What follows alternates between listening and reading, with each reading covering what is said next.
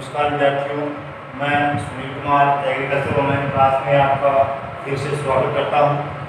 पिछली जो अपनी क्लास थी उसमें अपन ने पढ़ा था खरपतवार के बारे में और खरपतवार जो है उसकी परिभाषा पढ़ी थी कि क्या चीज़ होती है, खरपतवारों के अंदर कौन कौन सी विशेषताएँ जो पाई जाती हैं उनके बारे में अपन ने पिछली क्लास में पढ़ लिया था।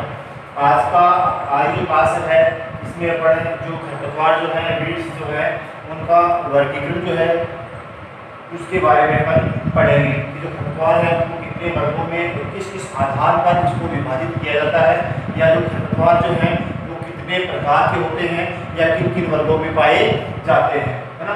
तो अपना अलग अलग जैसे बीज जो है वो किस प्रकार का पाया जा रहा है, जो खरपतवार है वो कौन सी मृदा या कौन सी जलवायु में पैदा हो रहा है, उसका जीवन चक्र जो है वो कैसा है।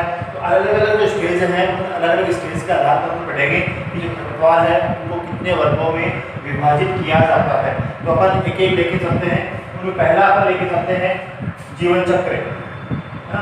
तो जीवन चक्र के आधार पर वर्गीकरण, जीवन चक्र के आधार पर वर्गीकरण।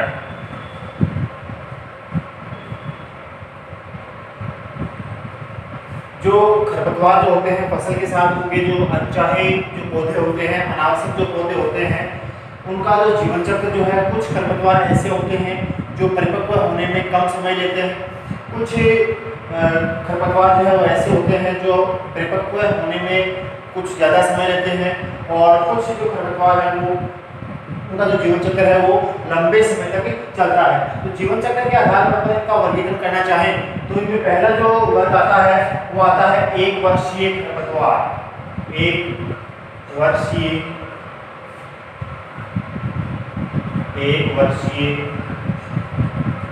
खरपतवार। ये जो खरपतवार होते हैं, ये खरपतवार का जो जीवन चक्र जो होता है वो 1 साल का होता है। यानी 1 साल जो है, 1 वर्ष जो है उस वर्ष के अंदर उत्पन्न भी होते हैं और परिपक्व भी हो जाते हैं। कहने का मतलब इनका जो जीवन चक्र जो है, इनका जो जीवन चक्र का जो समय है वो 1 वर्ष का होता है। इनको पुनः 2 वर्गों में बांटा गया है। एक है रबी की फसल के लिए खरपतवार, रबी के खरपतवार, और दूसरा है खरीफ की जो फसल अपन बोलते हैं, खरीफ के खरपतवार। रबी के जो खरपतवारों की बात करें तो वे खरपतवार जो रबी की फसल के साथ जो है वो उग जाते हैं, तो जीवन काल जो है रबी के साथ जो है वो कंप्लीट हो जाता है। रबी की फसल जो होती है उसको अपन अक्टूबर नवंबर में इस फसल को बोया जाता है और अप्रैल में जो है लगभग काट लिया जाता है। तो वे खरपतवार जो रबी की फसल के साथ, कहने का मतलब जो अक्टूबर का जो महीना है, अक्टूबर नवंबर माह में जो है वो उत्पन्न होते हैं, उन खरपतवारों को बोलेंगे अपन रबी के खरपतवार। जो जून जुलाई या जुलाई के अंदर जो खरपतवार उत्पन्न होते हैं या पैदा होते हैं या उग आते हैं, उन खरपतवारों को बोलेंगे अपन खरीफ की खरपतवार। जैसे रबी की बात करें अपन, जैसे प्याजी है, और खरीफ के अंदर जैसे जंगली चौलाई नाम सुना होगा, वो कौन सी खरपतवार है? रबी की खरपतवार होती है। ठीक है, तो ये था जीवन चक्र के आधार पर पहला 1 वर्षीय खरपतवार। उसको पुनः 2 भागों में बांटा गया है, रबी के खरपतवार और खरीफ के खरपतवार। दूसरा जो वर्ग आता है वो होता है द्विवर्षीय खरपतवार। द्विवर्षीय खरपतवार, ये जो द्विवर्षीय जो खरपतवार होते हैं उनका जीवन काल जो है वो कंप्लीट होने में 2 वर्ष का समय लगता है। जैसे अपन बात करें जंगली गाजर की, जंगली गाजर, ये जो घास होती है या खरपतवार जो होता है इसका जीवन चक्र कंप्लीट होने में लगभग 2 वर्ष का समय लगता है, और इसको किसमें शामिल किया गया है? द्विवर्षीय खरपतवार के अंदर इसको शामिल किया गया है। तीसरे वर्ग की बात करें तो आता है बहुवर्षीय खरपतवार। बहुवर्षीय खरपतवार, ये जो खरपतवार होते हैं, बहुवर्षीय जो खरपतवार होते हैं, जिनका जीवन चक्र कंप्लीट होने में 2 से अधिक वर्ष का जो समय है या बहुत वर्ष लग जाते हैं जीवन चक्र कंप्लीट करने में, उन खरपतवारों को अपन किसमें शामिल करते हैं? बहुवर्षीय जो खरपतवार है उसमें शामिल करते हैं। इसको दो वर्गों में बांटा गया है, एक होता है कास्थिल और दूसरा होता है शाकीय खरपतवार। एक होता है कास्थिल और दूसरा होता है शाकीय। कास्थिल का मतलब जिनका जो तने वाला जो भाग है वो मजबूत होता है उनको बोलते हैं कास्थिल, और जिनका तना जो है वो हरा होता है, कोमल होता है, जिनकी पत्तियां कंप्लीटली हरी होती हैं उनको बोलते हैं अपन शाकीय खरपतवार। ये जो खरपतवार है इनको अपना जीवन चक्र जो है वो कंप्लीट करने में बहुत वर्ष लग जाते हैं। इनको कौन सी वर्ग में शामिल किया गया है? बहुवर्षीय खरपतवारों में शामिल किया गया है। ये आगे बहुवर्षीय, तो जीवन चक्र के आधार पर 3 भागों में बांटा है, एक वर्षीय, द्विवर्षीय और बहुवर्षीय खरपतवार। दूसरा जो अपन स्टेज बेस का या दूसरा जो आधार लें वो जो होता है अपन लें तो बीज पत्र के आधार पर, बीज पत्र के आधार पर जो वर्गीकरण है वो करेंगे अपन। तो जो बीज पत्र है, कुछ जो खरपतवार जो होते हैं उनको अपन देखें तो जो दाल जो होती है 2 भागों में आसानी से बट जाता है। कुछ जो खरपतवार जो बीज होते हैं वो अपन को तोड़े तो वो समान 2 भागों में नहीं बटते हैं, है ना। तो कुछ जो एक जिनका जो बीज है वो दाल के समान अलग अलग नहीं होता है उसको बोलते हैं एक बीजपत्री, और जिनको फोड़ने पर 2 समान दाल के समान जो टुकड़े हो जाते हैं उनको बोलते हैं द्विबीजपत्री। तो इनको पूरे 2 वर्गों में बांटा गया है। एक है एक बीजपत्री खरपतवार, और दूसरा होता है द्विबीजपत्री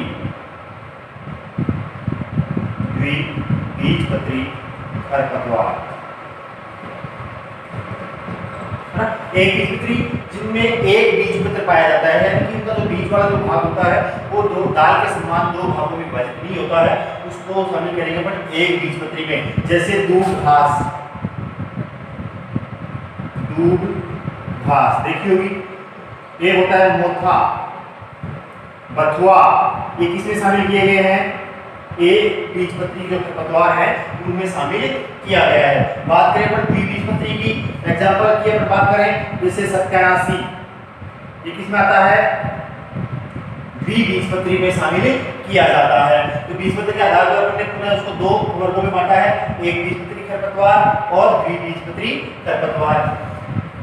इसके अलावा कोई आधार लेना चाहे तो कुछ खरपतवार ऐसे होते हैं जो फसल के साथ विशेष संबंध रखते हैं, चाहे वो सीधा हो या मैं कहूँ कि कुछ खरपतवार ऐसे होते हैं जो फसली बीज के साथ मौजूद होते हैं और बुआई के समय वो जमीन तक या जो कृषि के क्षेत्र है उसमें पहुंच जाते हैं और वहां पर उग आते हैं, है ना। कुछ खरपतवार ऐसे होते हैं जिनको किसान जो है वो फसली पादपों के साथ या फसल के साथ उसकी बुआई नहीं करता है लेकिन फिर भी वो उग आते हैं।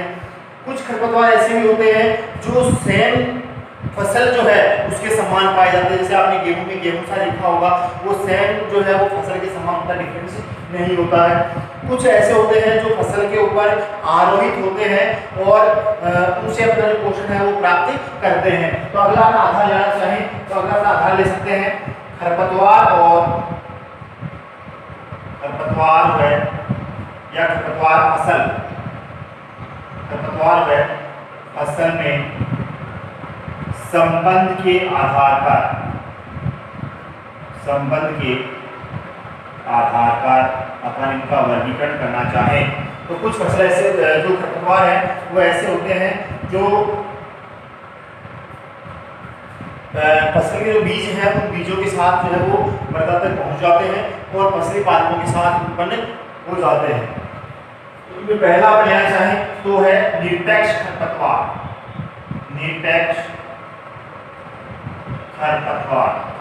ये जो खरपतवार होता है निरपेक्ष खरपतवार, ये फसली जो बीज हैं या फसल के जो बीज हैं फसल उत्पादन के लिए हम जो बुआई कर रहे हैं उन बीजों के साथ मिले हुए होते हैं और बुआई करने के समय वो मृदा तक पहुंच जाते हैं और उत्पन्न हो जाते हैं। एक होता है सापेक्ष खरपतवार।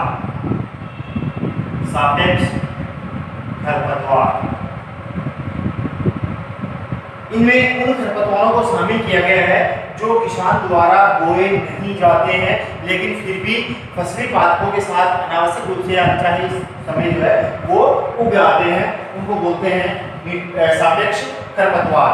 इसके अलावा हम बात करें तो इसमें तीसरा आता है नकलची, नकलची या अनुकारी खरपतवार। नकलची या अनुकारी, नाम से पता चलता है नकलची, नकल करने वाला इसकी फसल की। तो ये जो खरपतवार जो होते हैं उनका आकार आकृति या उनका जो बाह्य जो लक्षण जो है वो डिसेम किसके होते हैं, फसल के समान होते हैं। अपन डिफरेंस नहीं कर पाते कि कौन सा फसली पादप है और कौन सा खरपतवार का पादप है। जैसे गेहूं में गेहूंसा जो पाया जाता है वो किसमें आता है, नकलची खरपतवारों के अंदर शामिल किया जाता है। इसके अलावा अगर बात करें विशेष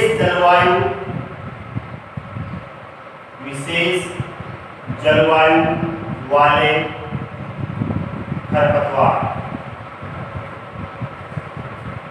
जब ये जो खरपतवार है उनमें उस श्रेणी के जो खरपतवार है उनको शामिल किया गया है जो जब जलवायु उनमें खरपतवारों के अनुकूल आती है तो वो फसली पादपों के साथ उग आते हैं, उनको शामिल किया गया है विशेष जलवायु वाले खरपतवारों में। इसके अलावा हम बात करें अवांछित खरपतवार, अवांछित खरपतवार।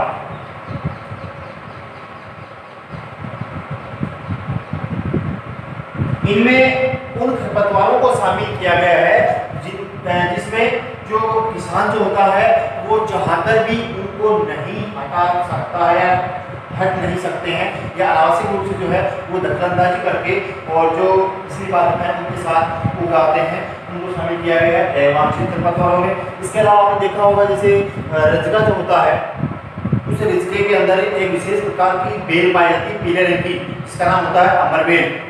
वो उनकी जड़ें नहीं होती, वो फसली जो पादप है जिसको हम रजका बोल सकते हैं उसके साथ उग आती है या पहुंच जाती है खेत में और अपना जो उत्पादन है उसको कम कर देती है, उसको बोलते हैं। वो जो खरपतवार जो है उसको शामिल किया गया है परजीवी खरपतवारों में। इसमें परजीवी खरपतवारों में जैसे जंगल की बात करें अमरबेल, इसमें पाई जाती है रिजका में ये लगभग जो है वो उगाती है। इसको किसमें शामिल किया गया है, परजीवी में।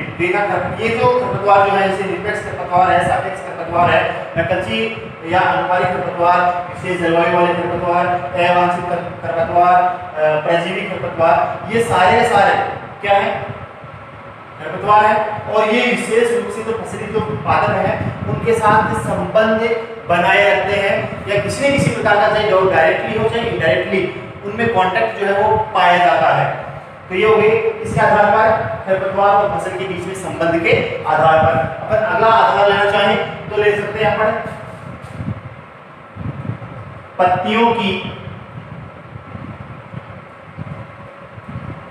बनावट के आधार पर, पत्तियों में की बनावट के आधार पर वर्गीकरण। कुछ खरपतवार ऐसे होते हैं जिनकी पत्तियां जो है वो पतली होती हैं, संकरी होती हैं, और कुछ खरपतवार जो है वो ऐसे होते हैं जिनकी जो पत्तियां हैं वो चौड़ी होती हैं। तो पहला इनमें आता है चौड़ी पत्ती वाले, चौड़ी पत्ती वाले खरपतवार। एक आता है संकरी पत्ती वाले,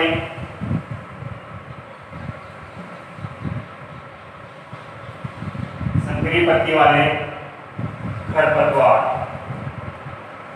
चौड़ी पत्ती वाले जो खरपतवार होते हैं इसकी इनकी जो विशेषता क्या होती है कि इनकी जो जड़ें हैं वो गहरी होती है। संकरी पत्ती वाले जो है उनकी जो पत्तियां होती हैं वो संकरी होती है ना। ये था चौड़ी पत्ती वाले और संकरी पत्ती वाले खरपतवार। दो प्रकार के हो सकते हैं किसके आधार पर, पत्तियों की बनावट के आधार पर दो भागों में बांट दिया अपन ने, एक है चौड़ी पत्ती वाले खरपतवार और एक है संकरी पत्ती वाले खरपतवार। अगर हम आधार लेना चाहें तो है मृदा व जलवायु के आधार पर, मृदा व जलवायु के आधार पर वर्गीकरण। कुछ खरपतवार ऐसे होते हैं जो सिंचित जो क्षेत्र है, तो कृषि जो क्षेत्र है उनमें पैदा होते हैं, कुछ ऐसे होते हैं जो शुष्क क्षेत्रों में होते हैं, कुछ जो ऐसे होते हैं जो जलमग्न जो क्षेत्र हैं उनमें उत्पन्न होते हैं। तो ये मृदा और जलवायु के आधार पर बात करें तो पहला जो खरपतवार जो आता है इसी श्रेणी में वो आता है जलमग्न भूमि वाले खरपतवार।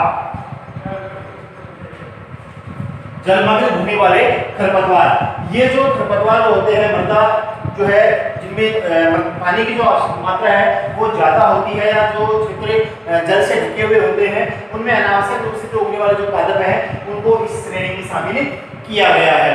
इसके अलावा हम बात करें कुछ ऐसे खरपतवार होते हैं जो शुष्क क्षेत्रों में, सूखे क्षेत्रों में उत्पन्न होते हैं, शुष्क क्षेत्र वाले खरपतवार,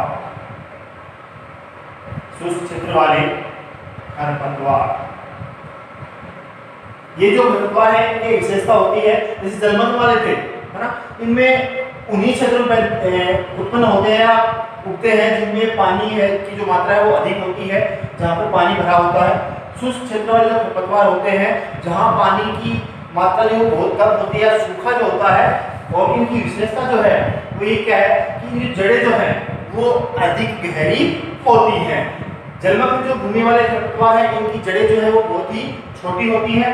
शुष्क क्षेत्र जो है उनमें उगने वाले जो खरपतवार है उनकी जड़ें जो है वो गहरी होती है ताकि गहराई तक का जो पानी है, जो नमी है उसको आसानी से सोख सके। अगले उपवर्ग की बात करें तो आता है कृषि क्षेत्र वाले, कृषि क्षेत्र वाले खरपतवार। इस श्रेणी में उन खरपतवारों को शामिल किया गया है वो आते हैं जिन क्षेत्रों के अंदर कृषि कार्य जो किया जाता है, लगातार जो फसल उत्पादन किया जाता है, उनके साथ उगने वाले जो खरपतवार जो हैं उनको कृषि क्षेत्र वाले खरपतवारों में शामिल किया गया है। यानी कि ये जो खरपतवार है उनको मृदा और जलवायु में कौन सी आवश्यकता होती है, जो फसल उत्पादन के लिए आवश्यक होती है वैसी जलवायु का होना आवश्यक होता है। अगली जो वर्ग की बात करें तो उसमें आता है अकृषि क्षेत्रों में, अकृषि वाले क्षेत्रों के खरपतवार।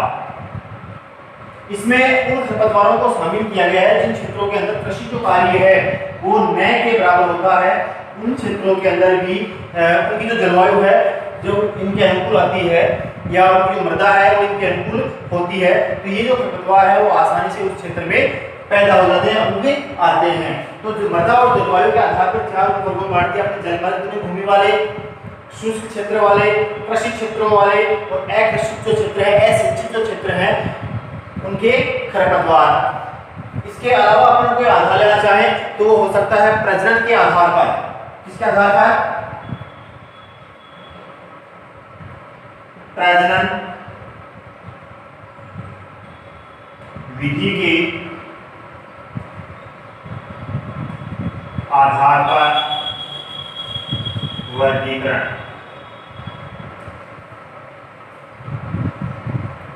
कि जो खरपतवार जो होते हैं वो अपने समान जो नई संतति पैदा कर रहे हैं, यानी कि जो प्रजनन जो कर रहे हैं, वो कुछ खरपतवार ऐसे होते हैं जो बीज के द्वारा नई संतति उत्पन्न कर रहे हैं, कुछ ऐसे होते हैं जो पैतृक जो पौधा है उसके वानस्पतिक भाग जैसे जड़ है, तना है, पत्ती है, उसके द्वारा भी अपने समान जो है वो नई संतति जो है वो उत्पन्न कर सकते हैं। तो प्रजनन विधि की बात करें तो उनमें पहला आता है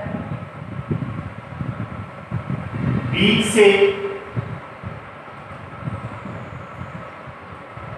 प्रजनन वाले खरपतवार या बीज से उगने वाले खरपतवार, बीज से प्रजनन या उगने वाले, एक ही बात है। उगने वाले खरपतवार, यानी कि जिनका जो प्रजनन जो है, जो अपने समान जो नई संतति है वो किसके द्वारा बनेगी, बीज के द्वारा उत्पन्न होते हैं, उन खरपतवारों को बोलेंगे बीज से प्रजनन वाले खरपतवार। कुछ ऐसे होते हैं जो अपने वानस्पतिक भाग का मतलब जड़, तना, पत्ती,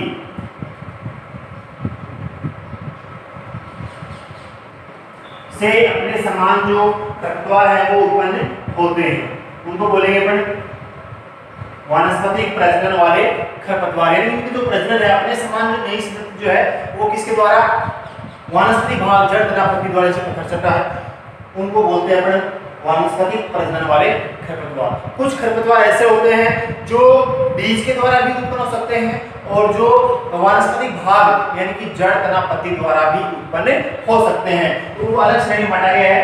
उसमें क्या नाम है, बीज व वानस्पतिक दोनों भागों द्वारा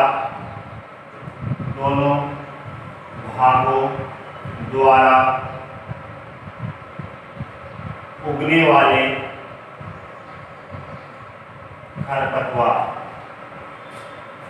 ठीक है, कुछ ऐसे खरपतवार जो होते हैं वो बीज के द्वारा भी पैदा हो सकते हैं और उसके जो वानस्पतिक भाग जो है, जड़, तना, पत्ती द्वारा भी नए जो पौधे हैं वो तैयार हो सकते हैं। ठीक है, ये था अपना वर्गीकरण किसका, खरपतवारों का। अलग अलग आधारों के आधार पर अपने क्या किया, वर्गीकरण कर दिया। पहले आधार की बात करें तो वो था जीवन चक्र के आधार पर, उसको 3 भागों में बांटा था, 1 वर्षीय खरपतवार, द्विवर्षीय खरपतवार और बहुवर्षीय खरपतवार। ठीक है, फिर दूसरा जो आधार लिया था अपन ने वो लिया था उसकी बीज पत्र के आधार पर। तो बीज पत्र के आधार पर वर्गीकरण अपन ने किया तो अपन ने उसको 2 भागों में विभाजित किया गया है। एक है एक बीजपत्री खरपतवार, जैसे दूब है, मोथा है, बथुआ है। दूसरा था द्विबीजपत्री खरपतवार, ये थे बीजपत्र के आधार पर।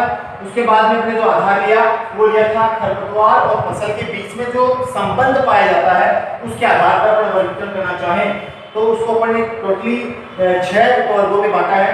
पहला है निरपेक्ष खरपतवार, एक है सापेक्ष खरपतवार, एक है नकलची या अनुकाई खरपतवार, एक है विशेष जलवायु वाले खरपतवार, अवांछित खरपतवार, परजीवी खरपतवार जैसे अमरबेल। ये जो वर्गीकरण हमने किया वो किसके आधार पर किया है, खरपतवार और फसल के बीच में विशेष जो संबंध पाया जाता है उस संबंध के आधार पर अपने वर्गीकरण कर दिया। फिर अपने अगला आधार लिया था पत्तियों की बनावट के आधार पर कि जो खरपतवार है उसकी पत्ती संकरी है या चौड़ी है, तो उसको 2 वर्गों में बांट दिया। एक है चौड़ी पत्ती वाले खरपतवार, एक है संकरी पत्ती वाले खरपतवार। ठीक है, उसके बाद में अपने अगला आधार जो था वो लिया था मृदा व जलवायु के आधार पर वर्गीकरण। उसके आधार पर अपने टोटली 4 भागों में बांटा है। पहला है जलमग्न भूमि वाले खरपतवार जो जलमग्न भूमि पे पैदा होते हैं, शुष्क क्षेत्र वाले खरपतवार जो सूखे क्षेत्र या जहाँ पर पानी जो है वो कम होता है उन क्षेत्रों में उगने वाले खरपतवार, कृषि क्षेत्र वाले जो सिंचित जो क्षेत्र है जहाँ पर कृषि कार्य या कृषि जो क्रियाएं की जाती हैं उनमें उगने वाले खरपतवार, जिन क्षेत्रों के अंदर कृषि क्रियाएं या कृषि क्रियाएं नहीं की जाती हैं उन क्षेत्रों में उगने वाले जो खरपतवार है उनको अलग जो वर्ग है उपवर्ग जो है उसमें विभाजित किया है। फिर अपने अगला जो आधार लिया है वो है प्रजनन विधि के आधार पर, यानी अपने समान कौन सी विधि से जो नया उत्पादन है वो तैयार होता है। उनमें पहला है बीज से प्रजनन या बीज से उगने वाले खरपतवार, दूसरा था वानस्पतिक प्रजनन वाले खरपतवार यानी कि नया जो पौधा होता है वो वानस्पतिक भाग, चाहे वो जड़ हो, चाहे वो तना हो, चाहे वो पत्ती हो, कोई सा भी भाग हो पादप का, उससे नया खरपतवार जो है, नया जो पादप है वो तैयार होता है। कुछ खरपतवार जो है जो वानस्पतिक भाग से भी पैदा हो सकते हैं, उत्पन्न हो सकते हैं, उग सकते हैं या बीज द्वारा, इन दोनों के द्वारा उगने वाले जो खरपतवार है उसको अलग अलग जो वर्ग है उसमें अपन ने वर्गीकृत कर दिया है। तो ये था आज क्लास अपनी जो था खरपतवारों का वर्गीकरण, टोटली अपने का जो वर्गीकरण है वो अलग अलग आधार पे किया है। आई होप आपके समझ में आया होगा। अगली जो क्लास होगी उसमें अपन जो खरपतवार हैं उनसे होने वाले लाभ और उनसे होने वाली जो हानियां हैं उसके बारे में पढ़ेंगे। ठीक है, तब तक के लिए धन्यवाद।